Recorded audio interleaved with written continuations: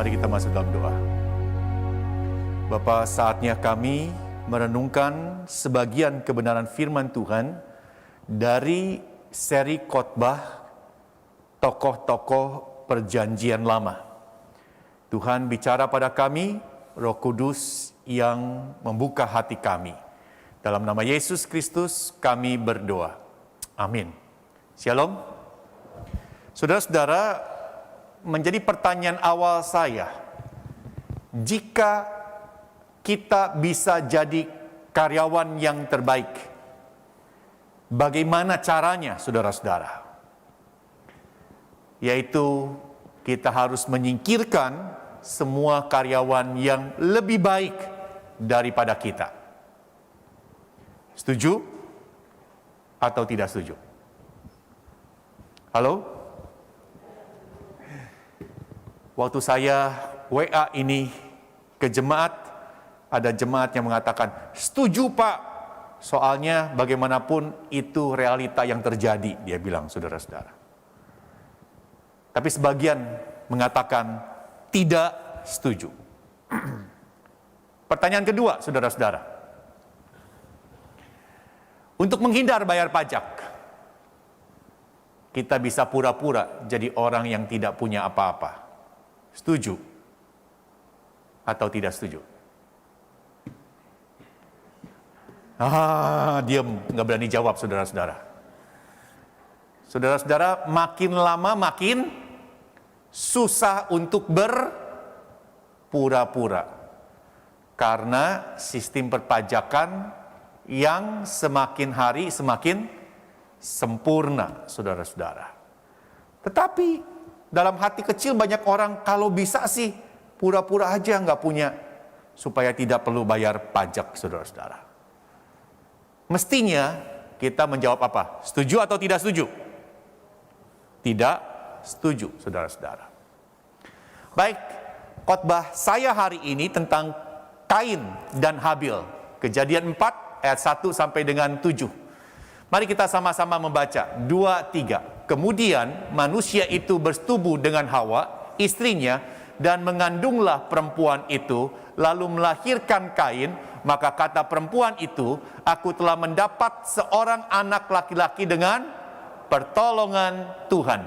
Selanjutnya, dilahirkannya lah Habil, anak adik Kain, dan Habil menjadi gembala kambing domba, Kain menjadi petani. Setelah beberapa waktu lamanya, maka Kain mempersembahkan sebagian dari hasil tanah itu kepada Tuhan sebagai korban persembahan. Habil juga mempersembahkan korban persembahan dari anak sulung kambing dombanya, yakni lemak-lemaknya, maka Tuhan mengindahkan Habil dan korban persembahannya itu. Tetapi Kain dan korban persembahannya tidak diindahkannya. Lalu hati Kain menjadi panas dan mukanya muram. Firman Tuhan kepada Kain, mengapa hatimu panas dan mukamu muram? Apakah mukamu tidak akan berseri jika engkau berbuat baik? Tetapi jika engkau tidak berbuat baik, dosa sudah mengintip di depan pintu. Ia sangat menggoda engkau, tetapi engkau harus berkuasa atasnya. Pertanyaannya, mengapa persembahan Kain ditolak oleh Tuhan, sedangkan persembahan Habil diterima? Ada orang mengatakan demikian, karena persembahan Kain itu hasil tanah. Sedangkan persembahan Habil itu adalah domba, saudara-saudara. Imamat 16 ayat 15 mengatakan, lalu ia harus mempersembahkan domba jantan yang akan menjadi korban penghapus dosa bangsa itu. Korban itu haruslah binatang.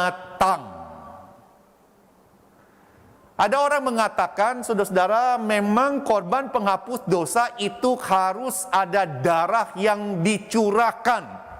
itu sebagai pertanda dari darah Yesus Kristus yang akan dicurahkan di atas kayu salib.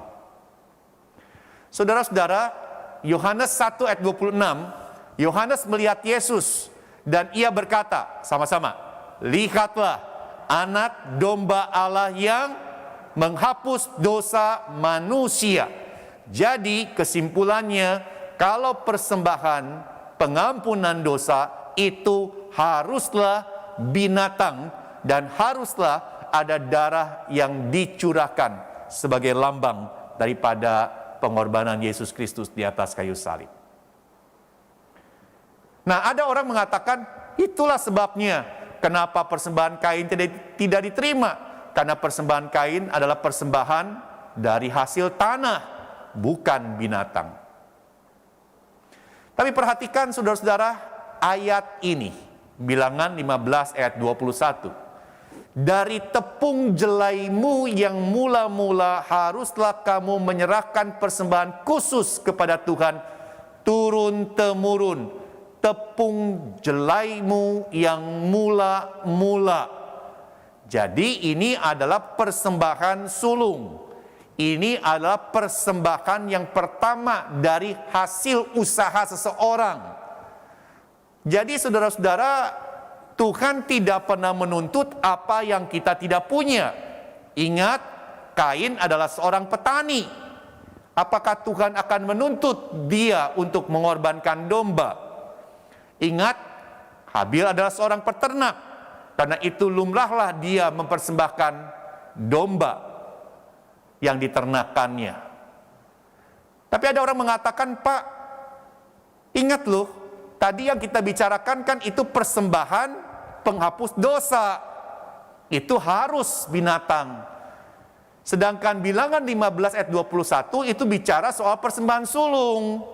Kalau persembahan sulung memang boleh binatang, boleh juga hasil tanah, tergantung usaha daripada orang itu. Hasil yang pertama yang dipersembahkan kepada Tuhan, tapi korban penghapus dosa tetap harus binatang. Saudara-saudara, sebenarnya tidak demikian juga. Di dalam Imamat 5 ayat 11, Tuhan mengizinkan orang yang tidak punya, tidak kaya, tidak bisa mempersembahkan domba, cukup hanya mempersembahkan 2 ekor burung tekukur atau 2 ekor anak burung merpati sebagai korban penghapus dosa. Kalaupun tetap orang itu tidak mampu membeli 2 ekor burung ini, maka firman Tuhan mengatakan apa? Maka haruslah ia membawa sebagai persembahannya karena dosa itu, maka haruslah ia membawa sebagai persembahannya karena dosanya itu, apa yang dibawanya? 1/10 eva tepung yang terbaik menjadi korban penghapus dosa. Jadi kalau tidak bisa domba, 2 ekor burung itu. Kalau tidak bisa 2 ekor burung itu, boleh tepung, saudara-saudara. Jadi prinsipnya bagi saya tetap Tuhan tidak menuntut apa yang kita tidak punya. Bahkan persembahan korban penghapus dosa yang seharusnya ada darah yang dicurahkan, bagi orang yang tidak mampu cukup mempersembahkan 1/10 eva tepung yang terbaik. Saudara-saudara, tapi banyak orang yang pura-pura tidak punya sehingga tidak persembahan. Sama seperti tadi pertanyaan saya di awal, banyak orang yang pura-pura tidak punya apa-apa supaya tidak bayar pajak. Memang makin hari makin susah karena sistem perpajakan jadi online. Bahkan uang kita di bank ada berapapun, kantor pajak sekarang tahu. Jadi prinsipnya, saudara-saudara, kantor pajak itu makin hari makin tahu apa saja yang sebenarnya kita punya. Oke? Dulu saudara-saudara kita punya deposito di bank, kita tidak lapor SPT, perpajakan tidak tahu. Dan kalau laporan SPD-nya itu masuk akal, kantor pajak tidak akan periksa sampai ke bank minta jumlah nominal rekening kita. Tapi sekarang saudara-saudara, sistemnya sudah online. Bahkan kantor perpajakan bisa tahu berapa jumlah, berapa tabungan yang kita punya juga saudara-saudara di bank kita. Bahkan saya dengar dulu saudara-saudara untuk menghindari pajak kita bisa beli logam mulia. Lalu kita simpan logam mulianya, tidak dilaporkan. Tapi saudara-saudara makin hari luar biasa. Kantor pajak bisa tahu kalau kita punya logam mulia. Kenapa? Karena waktu kita beli pasti ada transfer uang ke tukang emas. Pak, jangan transfer makanya Pak. Kita tarik tunai. Ketika kita tarik tunai dalam jumlah yang besar, kantor pajak pun tahu dan akan mempertanyakan uang itu untuk apa. Saudara-saudara, makin lama kantor pajak makin tahu, sehingga kita tidak bisa pura-pura tidak punya apa-apa. Tapi seringkali kita berusaha untuk berpura-pura tidak punya apa-apa, supaya kita tidak perlu persembahan, padahal kita lupa Tuhan itu Maha tahu, saudara-saudara. Tuhan itu Maha tahu. Tidak bisa dibohongi. Tuhan tidak menuntut apa yang kita tidak punya, tetapi ketika kita punya, baiklah kita memberikan persembahan bagi Tuhan. Saudara, mengapa persembahan Kain ditolak, persembahan Habil diterima? Kalau begitu, banyak alasannya, tapi 3 alasan yang saya akan sebutkan pada saudara-saudara. Saudara tahu apa arti kata Kain dalam bahasa Ibrani? Artinya possession. Saudara-saudara, kata Kain, possession ini berhubungan dengan keinginan memiliki harta. Nah, saya agak sedikit bingung. Apakah memang sejak awal Hawa menamakan dia Kain, atau setelah berjalannya kehidupan Kain, lalu orang-orang baru memanggil dia Kain? Karena arti Kain adalah possession, keinginan memiliki harta. Bahkan kalau kita lihat, keinginan memiliki harta yang lebih, atau tamak, kira-kira begitu saudara-saudara. Saudara-saudara, firman Tuhan mengatakan apa? Karena akar segala kejahatan ialah cinta uang. Kelihatannya Kain mempunyai problem dengan masalah ini. Jadi permasalahan cinta uang itu ya, saya rasa bukan permasalahan dosa zaman ini. Sejak zaman manusia mula-mula, saudara-saudara. Sekali lagi, orang kaya, orang yang punya uang tidak salah. Sekali lagi, tidak salah. Amsal 10 ayat 22. Berkat Tuhanlah yang menjadikan, ayo sama-sama, 2, 3. Berkat Tuhanlah yang menjadikan susah payah tidak akan. Kita lihat ada orang yang bersusah payah, banting tulang, tetap tidak kaya-kaya, saudara-saudara. Ada orang dengan mudah kaya, tetapi karena tidak tahu bahwa itu kekayaan dari Tuhan, tidak tahu bersyukur, bisa hilang dalam waktu yang singkat juga, saudara-saudara. Saudara, yang penting kita selalu mengingat bahwa kalau kita punya uang, itu berkat dari Tuhan. Jadi, terimalah itu sebagai berkat, bukan untuk meninggikan diri. Oke? Sekali lagi, kalau kita kaya salah atau tidak? Tidak. Tapi yang salah adalah kalau kita kaya lalu sombong. Itu masalahnya. Karena kita tidak sadar, itu semua berkat daripada Tuhan. Saudara-saudara, sekarang ada fenomena baru nih. Pada masa-masa pandemi, sebenarnya sebelum pandemi juga ini ada fenomena ini. Banyak orang suka pamer kekayaan di media sosial. Kenapa? Nah, artikel ini mengatakan ada beberapa sebab. Salah satu sebabnya apa? Sombong. Jadi dia memamerkan kekayaannya melalui media sosial untuk menyombongkan diri. Saudara-saudara, ingat saudara-saudara, ketika kita melakukan ini, berarti kita lupa bahwa kekayaan kita sebenarnya berkat dari Tuhan. Dan sebenarnya yang ditinggikan tidaklah boleh diri kita sendiri, tetapi justru yang kita tinggikan haruslah Tuhan yang memberkati kita. Lalu saudara, artikel ini mengatakan banyak alasan yang lain. Salah satu alasannya lagi adalah apa? Eksistensi diri. Jadi saudara-saudara, orang ini merasa dirinya punya eksistensi dikala orang-orang tahu bahwa dirinya kaya, dirinya banyak harta, saudara-saudara. Bahkan kita tahu akhirnya beberapa orang di antara mereka ketika memamerkan kekayaannya ternyata itu hanya sandiwara belaka. Sebenar-benarnya kehidupannya tidak sekaya yang dipamerkannya. Semestinya kita tidak menggantungkan eksistensi kita terhadap kekayaan kita. Semestinya kita menggantungkan eksistensi kita pada status kita sebagai anak-anak Tuhan yang mau hidup taat kepada Tuhan. Anak-anak Tuhan yang dikasihi Tuhan adanya. Jadi saudara-saudara, sekali lagi, jadi orang kaya tidak salah, yang salah adalah cinta uang.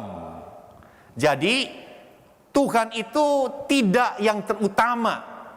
Karena kita cinta uang, maka uanglah yang terutama. Bahkan uang itu lebih utama daripada Tuhan.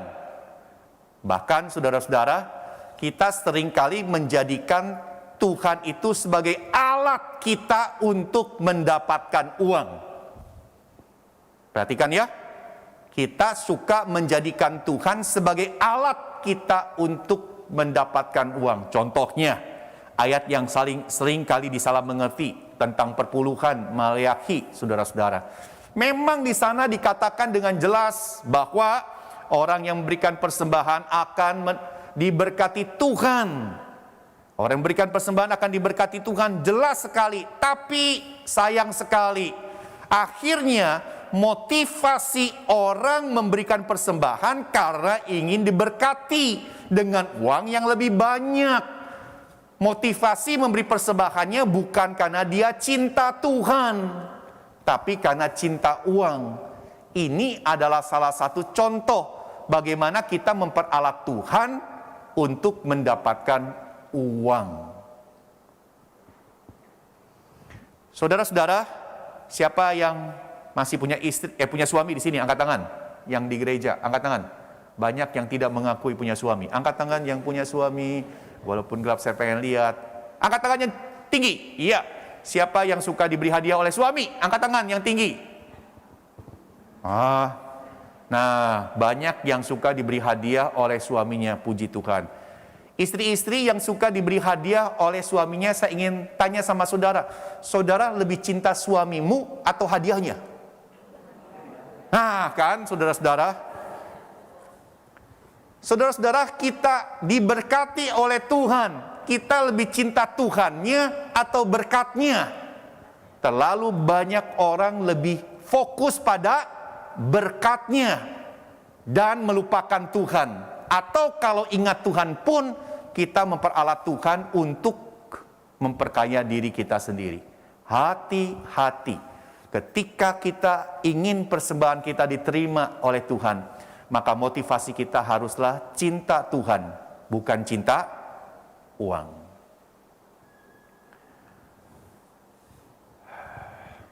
Baik, saudara-saudara. Berikutnya, muka kain muram karena persembahannya tidak diindahkan Tuhan. Lalu ayat yang ke-6 dan 7, firman Tuhan kepada Kain. Ayo sama-sama, 2, 3. Mengapa hatimu panas dan mukamu muram? Apakah mukamu tidak akan berseri jika engkau... Jadi saudara-saudara, kehidupan yang baik di mata Tuhan itu yang harus kita perhatikan ketika kita memberikan persembahan dan ketika kita ingin persembahan kita diterima oleh Tuhan. Ayo sama-sama baca, 2-3. Sungguh, apabila kamu mempersembahkan kepadaku korban-korban bakaran dan korban-korban sajian, sekali lagi apa? Aku tidak suka. Dan korban keselamatanmu berupa ternak yang tambun. Aku tidak mau. Kenapa? Sampai dalam kitab Amos Tuhan mengatakan kalau kamu memberikan korban bakaran saya tidak suka.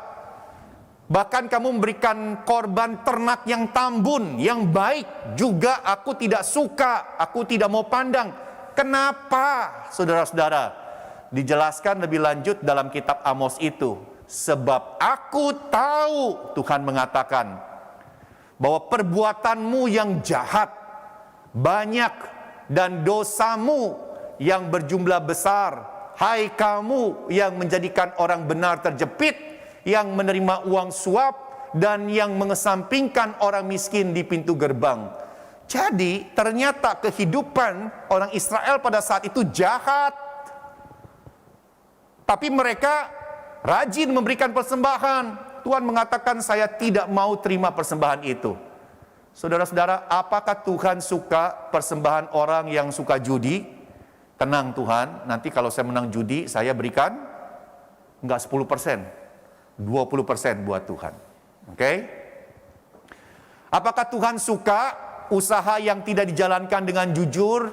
Enggak apa-apa, asal untungnya diberikan persembahan untuk Tuhan. Apakah suka saudara-saudara Tuhan suka persembahan orang yang punya utang tapi enggak mau bayar? Saudara-saudara, orang yang punya utang tidak bisa bayar itu bisa dimaklumi. Tapi orang yang punya utang tidak mau bayar itu sesuatu yang sangat-sangat luar biasa, saudara-saudara. Tapi yang luar biasanya lagi, dia punya utang tidak mau dibayar, tapi persembahan tetap memberikannya kepada Tuhan. Saudara-saudara, apakah Tuhan suka persembahan orang yang suka berantem? Wah, selalu ribut dengan kiri kanan, tidak cocok dengan semua orang. Semua orang itu salah di hadapan dia, sehingga akhirnya dia cari berantem dengan semua orang, suka gosip dengan orang, tapi dia memberikan persembahannya rajin, saudara-saudara. Apakah Tuhan suka menerima persembahan dari orang yang jadi batu sandungan? Orang-orang belum percaya kalau melihat kelakuannya jadi tidak mau percaya Yesus. Tetapi orang ini rajin memberikan persembahan. Jawabannya jelas sekali, saudara-saudara. Tuhan tidak suka. Tuhan tidak suka. Saudara-saudara, Ibrani 11 ayat 4 mengatakan, ayo sama-sama. Karena iman, Habel telah mempersembahkan kepada Allah korban yang lebih baik daripada korban Kain. Karena iman. Tuhan suka adalah apa? Iman dan kerohanian kita yang bertumbuh. Iman dan kerohanian kita yang baik, saudara-saudara. Jadi, saya ingin katakan, orang yang memberikan persembahan belum tentu baik imannya dan kerohaniannya. Ayo sama-sama baca, 2-3. Orang yang mempersembahkan belum tentu baik iman kerohaniannya. Ayo sama-sama baca, orang yang baik iman kerohaniannya pasti memberikan persembahan. Mengerti? Orang yang beri persembahan belum tentu baik iman kerohaniannya, tapi orang yang iman kerohaniannya baik pasti memberikan persembahan. Karena itu yang kita harus usahakan adalah apa? Kita punya kehidupan iman yang baik dan kerohanian yang baik. Ketika kita punya itu pasti kita memberikan persembahan yang terbaik juga buat Tuhan adanya. Yang ketiga, mengapa persembahan Kain ditolak, persembahan Habil diterima, saudara-saudara? Habil juga mempersembahkan korban persembahan dari anak sulung, kambing dombanya. Habil memprioritaskan Tuhan. persembahan itu bukan dari uang yang tersisa, tapi dari uang yang memang kita khususkan. Ayo sama-sama, 2, 3. Persembahan itu bukan dari uang yang tersisa, tapi dari uang yang memang kita khususkan. Ini yang ketiga, saudara-saudara. Kenapa persembahan Habil yang diterima, Kain ditolak? Karena Habil memprioritaskan persembahan buat Tuhan. Anak sulung yang Habil berikan. Kain tidak diterangkan bahwa itu adalah hasil sulungnya, saudara-saudara. Saudara-saudara, pengeluaran keluarga diurutkan prioritas yang paling penting sampai yang tidak penting. Apa yang paling penting? Kewajiban rutin. Misalnya apa kewajiban rutin itu? Misalnya apa di sini? Saya tidak kebaca. Bisa ada yang baca? Kebaca nggak? Listrik. Kalau nggak bayar, diputus aliran listriknya. Betul nggak? Apa lagi? Oke. Kalau nggak bayar iuran lingkungan, apa yang terjadi? Sampah nggak ada yang ngangkat ya, saudara-saudara. Saudara-saudara, itu yang paling penting. Kita harus, saudara-saudara, harus bayar, mau tidak mau, saudara-saudara. Lalu yang kedua, apa? Dana konsumsi dan transportasi. Kalau nggak makan, mati kita, saudara-saudara. Betul nggak? Kalau nggak ada dana transportasi, wah, terlambat terus. Kita jalan kaki ke kantor berjam-jam. Yang ketiga, apa? Dana sekolah anak. Kalau sekolah tidak bayar uang sekolah, anak nanti nggak boleh masuk, saudara-saudara. 4. Rekreasi dan hobi. Wah, ini nomor 4, saudara-saudara. Ini penting. Mesti ada rekreasi dan hobi. Apalagi masa-masa setelah pandemi berkepanjangan. Mesti ada dana untuk rekreasi dan hobi. Karena itu, saudara lihat mal-mal penuh-penuh, saudara-saudara. Saudara-saudara, yang kelima, uang untuk orang tua. Yang kelima ya. Hobi lebih penting atau orang tua lebih penting? Halo? Tapi ini orang tua yang kelima. Oke lah, saudara-saudara. Yang keenam, kebutuhan masa yang akan datang, tabungan. Jadi kalau ada uang, sisa jangan dihambur-hamburkan. Mesti ada tabungan untuk masa yang akan datang. Misalnya untuk apa? Uang pangkal sekolah anak nanti, kita mesti perhitungkan. Betul nggak? Untuk beli bukunya. Untuk berobat mendadak, kalau ada masalah dengan sakit penyakit. Atau masa tua kita juga, kita mesti perhitungkan ada tabungan. Amin? 1, 2, 3, 4, 5, 6. Dan yang terakhir, persembahan. Kalau ada, ayo baca yang keras nomor 7. Persembahan kalau ada, kalau tidak ada, ya sudah. Nah, tadi kembali ke awal. Masih ada sisa, ada juga yang pura-pura nggak ada sisanya, saudara-saudara. Sehingga tidak memberikan persembahan. Sekali lagi, persembahan mestinya bukan kalau ada sisa. Tapi kita harus menyisihkan uang kita untuk persembahan. Saudara-saudara, jadi 3 hal. Kenapa persembahan Kain ditolak? Kenapa persembahan Habil diterima? Karena persembahan Habil, 1, 2, 3, persembahan Kain tidak memenuhi 1, 2, 3. Maka Tuhan mengindahkan Habil dan korban persembahannya. Karena Habil cinta Tuhan. Karena Habil memberikan persembahan dengan disertai kehidupan yang baik di hadapan Tuhan. Karena Habil selalu memprioritaskan persembahan. Tetapi Kain dan korban persembahannya tidak diindahkan Tuhan. Kenapa? Karena Habil lebih cinta uang, dari namanya sudah tercermin. Karena Habil tidak menyertai persembahannya dengan perbuatan baik. Kain tidak memberikan persembahannya dengan disertai perbuatan baik, dan Kain tidak memprioritaskan persembahannya. Saudara-saudara, kalau Kain sadar persembahannya tidak diterima, mestinya Kain melakukan apa? Justru ini yang terjadi pada Kain. Ketika dia tahu persembahannya tidak diterima, lalu hati Kain menjadi sangat panas dan mukanya muram. Oke? Kenapa? Karena persembahan saya tidak diterima. Habil diterima. Lalu sama-sama 2, 3. Kata Kain kepada Habil adiknya, marilah kita pergi ke padang.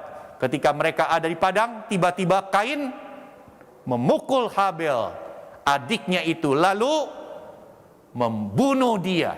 Saya ingin tanya sekali lagi, kenapa Kain membunuh Habil? Karena persembahan Kain tidak diterima. Persembahan Habil diterima oleh Tuhan.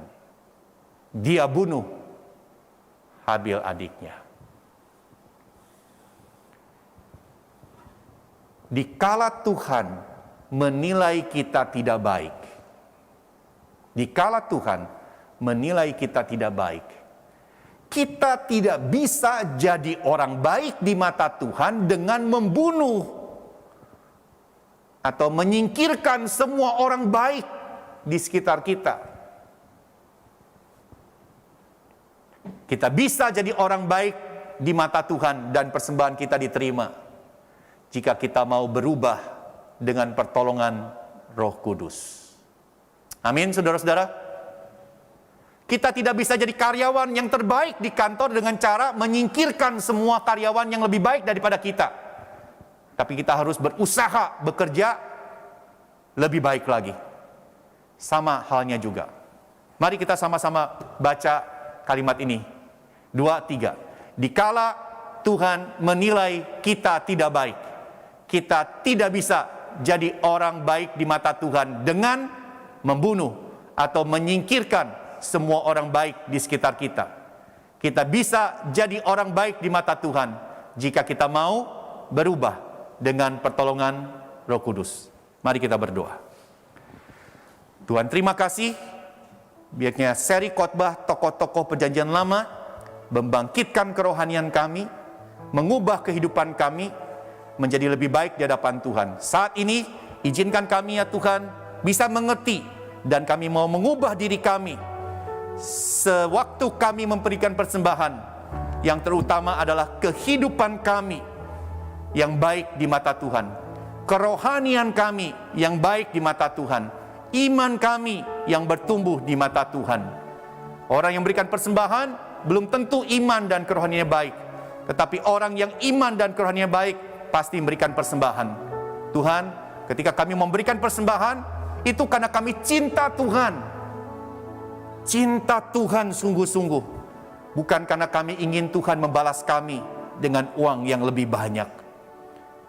Jika Tuhan memberikan berkat kami, kekayaan, kami terima dengan ucapan syukur dan kami kembalikan untuk kemuliaan Tuhan, bukan untuk meninggikan diri sendiri. Tapi jika Tuhan tidak memberikan kami kekayaan, kami tetap beriman, Tuhan tetap memberikan kami kehidupan yang penuh dengan kecukupan adanya. Tuhan, sekali lagi, ketika kami mau memberikan persembahan, kami mau memprioritaskan itu buat Tuhan.